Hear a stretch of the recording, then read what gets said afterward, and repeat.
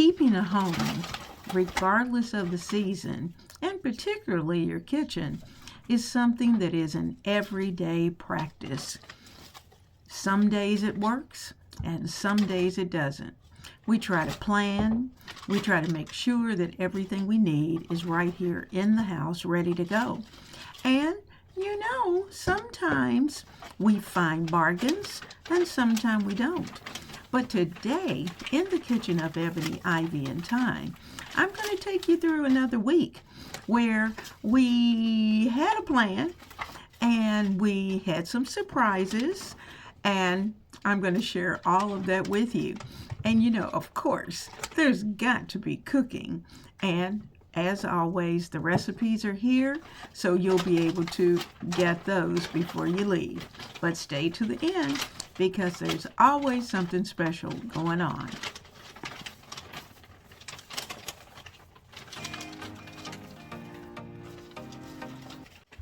Now, last week I had planned to make orange chicken, and the week just got away from me. There were so many things that were going on. I did not have an opportunity to do that, but this week I did.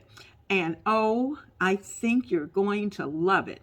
And the nice thing is about this particular recipe is that you can prepare it, of course, on the stove. And that's what I did. I had enough time to be able to do that. Or if you're a mom and you're busy, or if you have other things going on, you can certainly prepare this in your crock pot.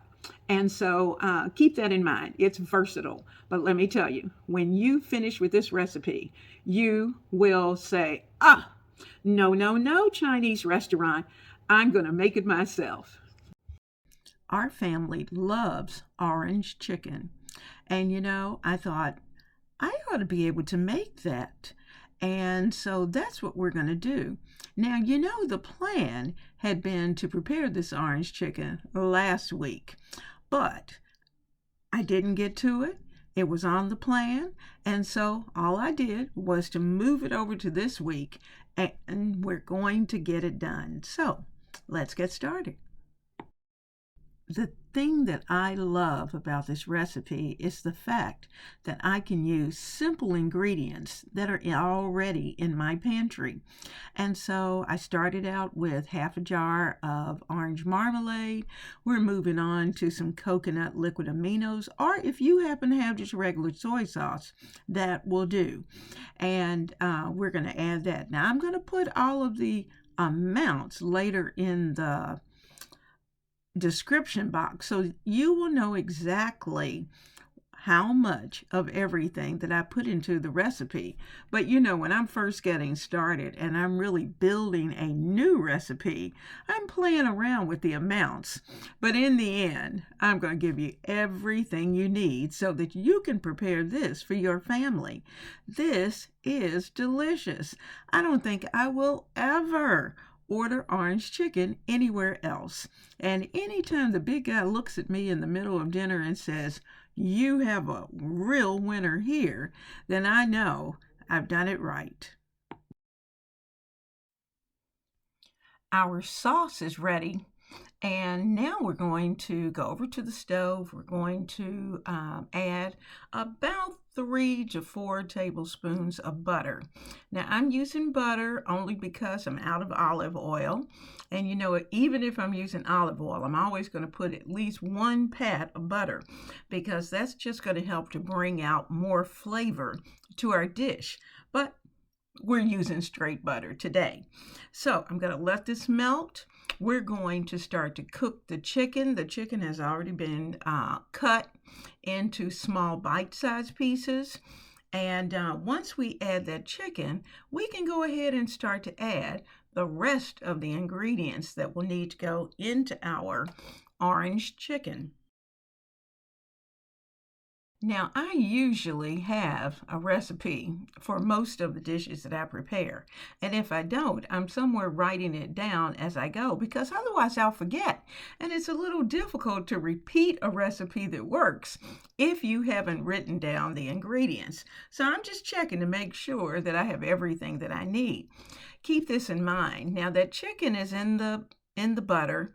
The butter is salted, so I don't need to add any more salt. But I am going to go in, and I'll probably do that off camera. I'm just going to sprinkle in a little bit of house seasoning just to lift that chicken and give it more flavor. You'll notice it off to the side that I had the vegetables. I've added several carrots, celery, and some red onion. And they're going to go in really after the chicken is done.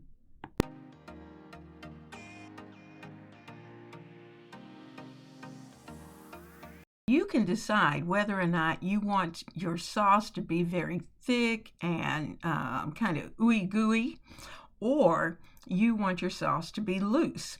I kept mine loose because I'm going to serve this over rice, and I like being able to take some of that liquid and just kind of pour it over the rice so that the rice has the flavor as well as the rest of the dish.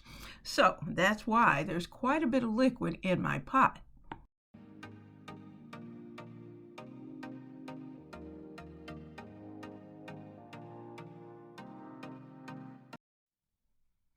I'm going to add a little touch of parsley on top once the dish is finished cooking, and that's just to give it that nice parsley taste and flavor. And then once we get this into and onto the rice and we're ready to serve it, I'm going to add some little cut up green onions, or you may call them scallions. And so I've already gotten those cut up. They're ready to go, so we're ready to serve.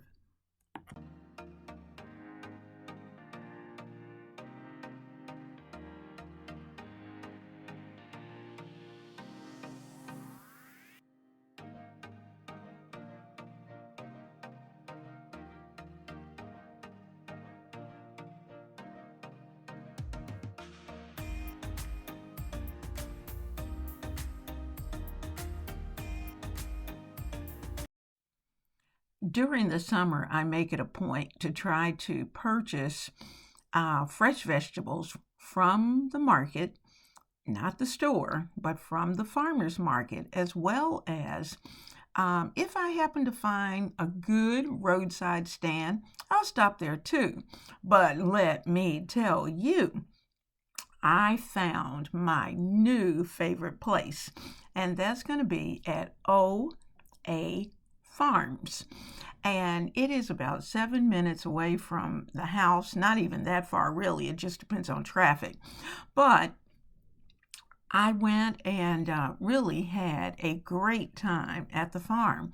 It was so comforting to just go and stroll, and they have so many things to see. They have animals that are free range that are moving around, and they just ask that you leave them alone and let them do what they do, which is fine.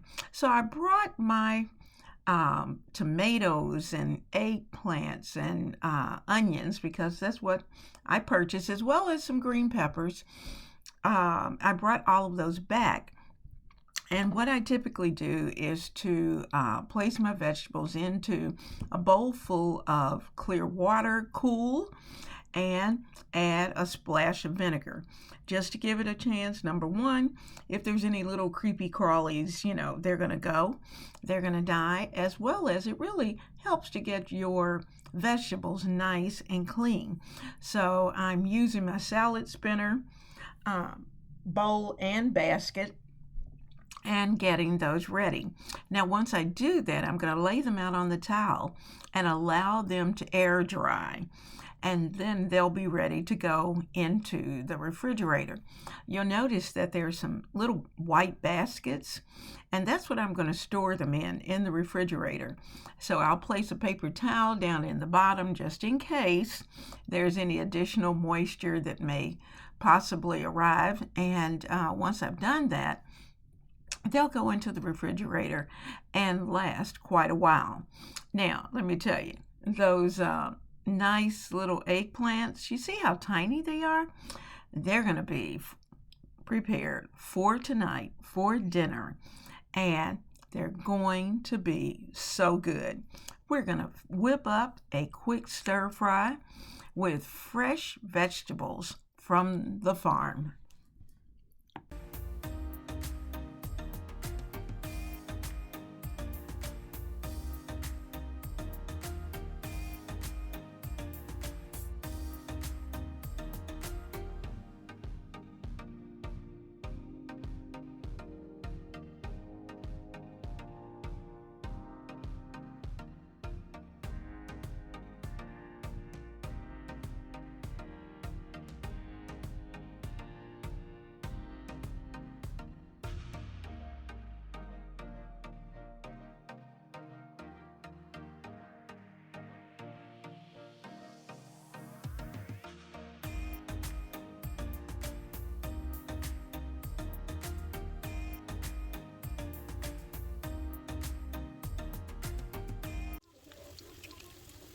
Now, the fun thing is that I sliced those little eggplants into quarters.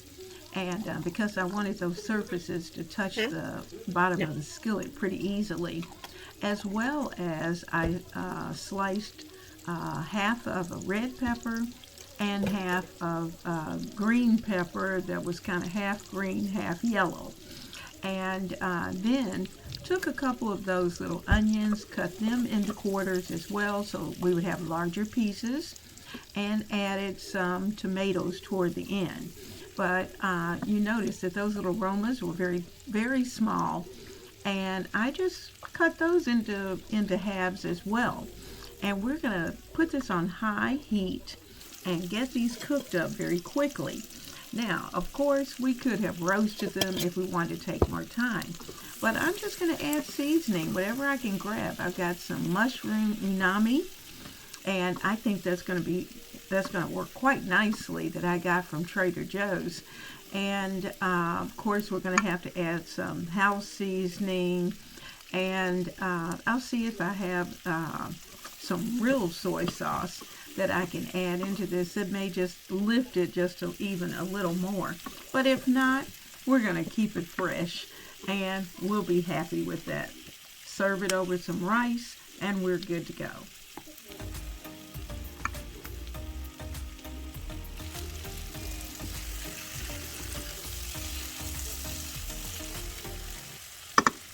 I went outside, here's the fun, and cut some basil. Cut it right off my plant, brought it in, rinsed it off, and we're going to add that basil not only throughout the stir fry, but also on top.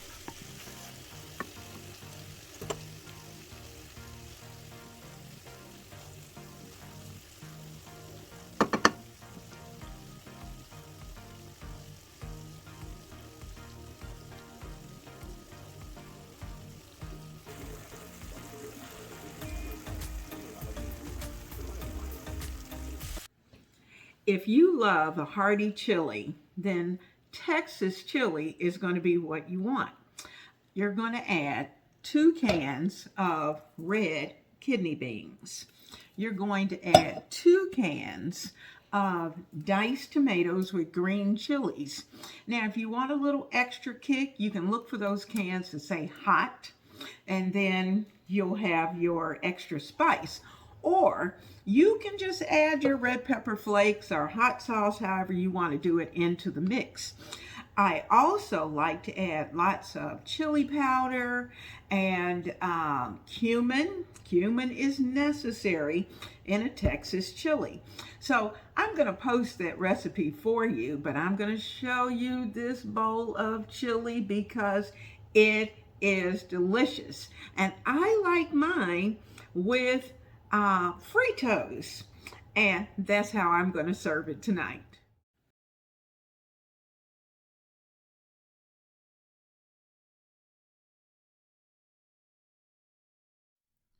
Friends, this has been a fun week. We've gotten the orange chicken prepared. We had a chance to go and visit a farm and gather vegetables, as well as we've prepared a delicious bowl of Texas chili that was cooked in the slow cooker while we were out and about for the summer. But you know what? The fun thing is the fact that you are right here with us. And I hope that you'll come back to the kitchen of Ebony, Ivy, and Thyme, and I'll see you soon.